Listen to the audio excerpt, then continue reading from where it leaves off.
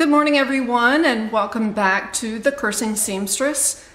Today's video will be pretty short. I made a fabric thrift haul last week. Today is Monday, and I went to Goodwill, and it's actually in another state, but it's about 40 minutes from me. I hit Goodwill and the Children's Hospital of the King's Daughters thrift store. They're both in the same town. They're probably 5 miles apart or so. And I didn't find anything at CHKD, but I did find some fabric at Goodwill. So I wanted to show you what I got. Every piece I got, I believe, was $1.99. There was no particular discount going on for the day, but the fabric had been marked down. On the tag, it'll say how many weeks that an item has been in the store, and it's marked down based on that. I think there was a sale for things with a green tag. I believe those were 50% off or 20% off. I didn't find anything that had a green tag on it. So let me just show you what I found. This here is so pretty. This is got little birds on it. It's probably a yard of this. This is vinyl cotton, and I think it came this way. I don't think anyone made it. It has that sort of a brushed feel on the back, and it's just adorable. I think that what I'll do with this is make zippered pouches. I think it lends itself well to that. I can't imagine what else I would make with this. If you have any ideas, let me know. In the past, I think I have used this sort of fabric for outdoor pillows, but I used it for my grandson. He needed for school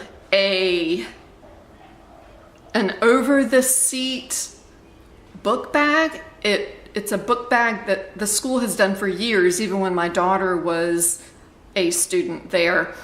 You can buy them, you can make them, but it's a fabric container that fits over the back of a kid's seat, and they can keep all of their books and their pencils and whatever in there. So I think I made one for him out of it's kind of like oilcloth that I bought. So again, this is just so pretty. It's an orangey, kind of a tangerine fabric with an aqua and a yellow bird on there, and I like it a lot. I did wash it. I looked it up online before I did, and some places said don't wash it, just wipe it down.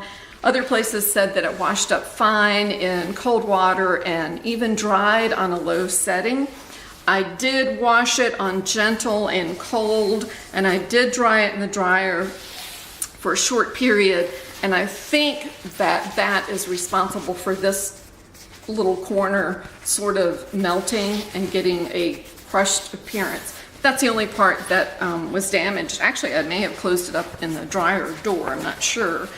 But anyway, so we'll see what happens with that. The other piece I got, I couldn't believe I found this. This is a zebra print. It is a polyester material, but it really doesn't have that cheap polyester feeling to it. It feels really good. There's a brushed feeling on the right side, but this back side is not like some cheaper polyester fabrics.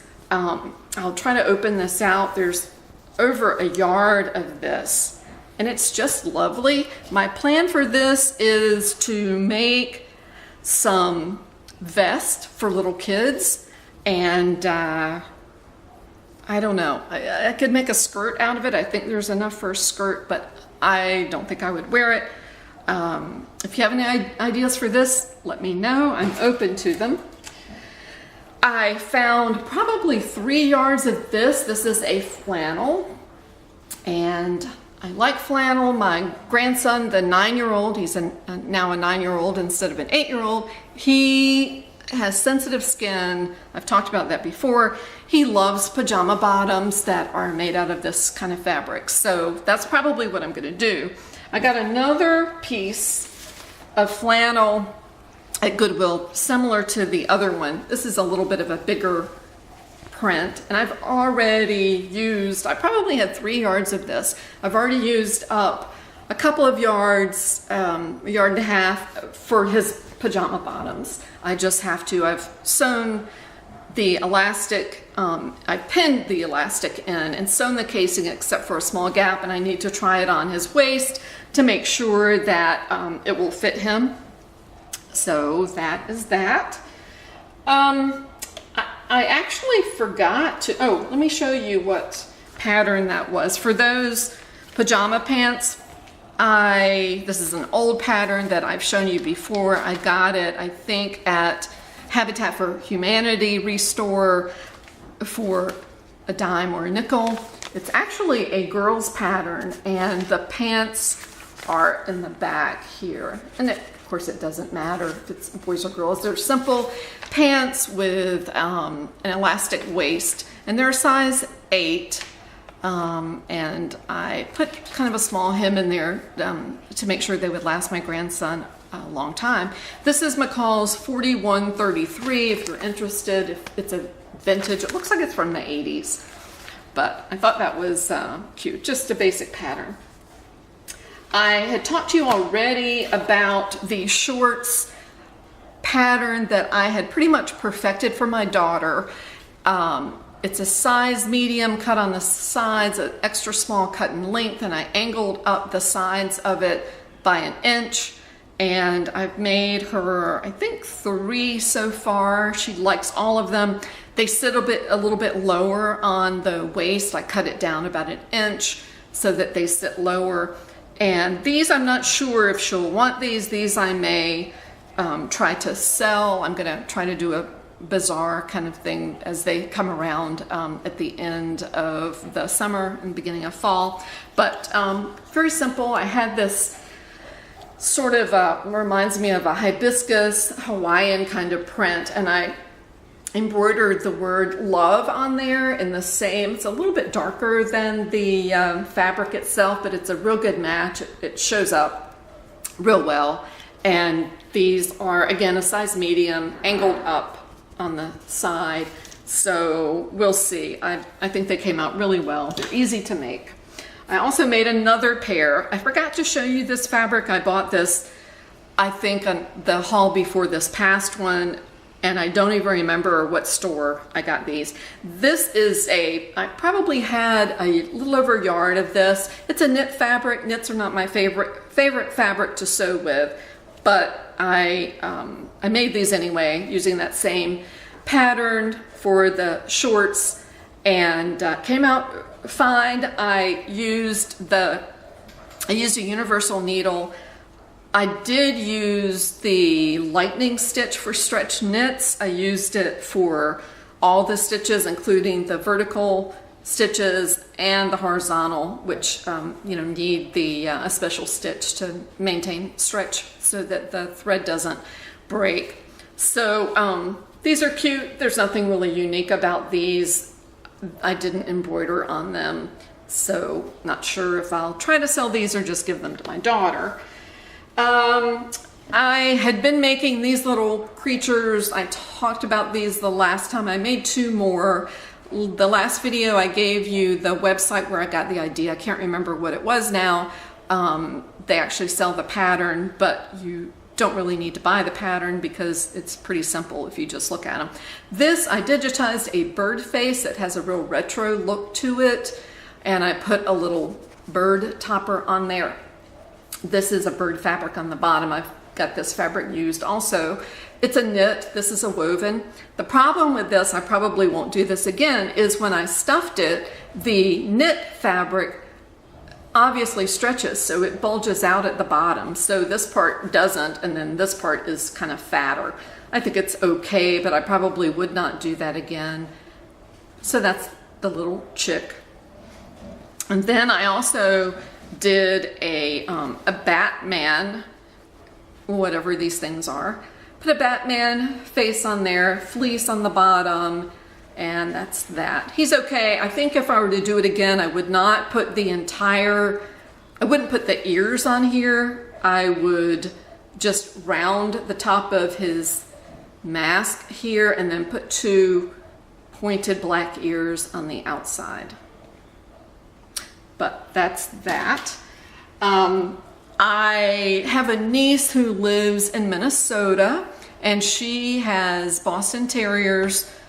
I've done things for her in the past. I've probably shown them, this would have been a year ago, that maybe not a year ago, maybe 9 months ago, that I showed you some pillow covers that had Boston Terriers on them. I digitized this little design. It fits in a 4x4 hoop. Put it on a washcloth, and it's pretty cute. It's stitched out well. It's not too dense. It's pretty flexible. If you want this design, let me know what format you want it in, and give me your email address, and I will email it to you. I don't think that would be a problem. I may have to zip it, but he's awfully cute, and he's stitched out fine.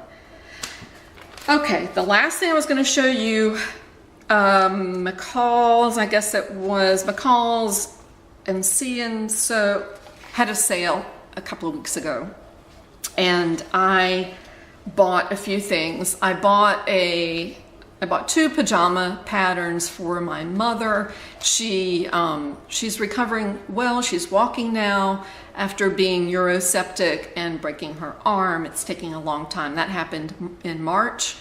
It is now close to the middle of June, and 2 weeks ago she, for the first time, was able to sit up by herself, stand up by herself, and use the walker. So I'm pretty glad about that. But my point that I wanted to make was she was having a hard time with finding nightgowns that were long enough. Most of her gowns were a couple of inches above the knee. And I've had helpers in there working with her during the day. And so she wanted a little bit more coverage. And I bought her a few gowns that were longer, but I thought I would try my hand at making some. So I thought this was really cute. I like this one. She is not going to wear that one. She doesn't like pants. So this is B5667, and it's for wovens, which is my preference. This is another one I got. This is an adult size, small, medium, large, and extra large. It's McCall's pattern M7299. That's what it looks like. And for her, I'm thinking of the sleep shirt, which is quite long, below the knee.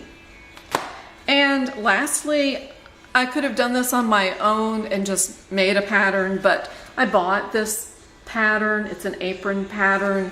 It's So B4585, and I think it's for, I think both the adult and kid sizes are in here. Yes, they are.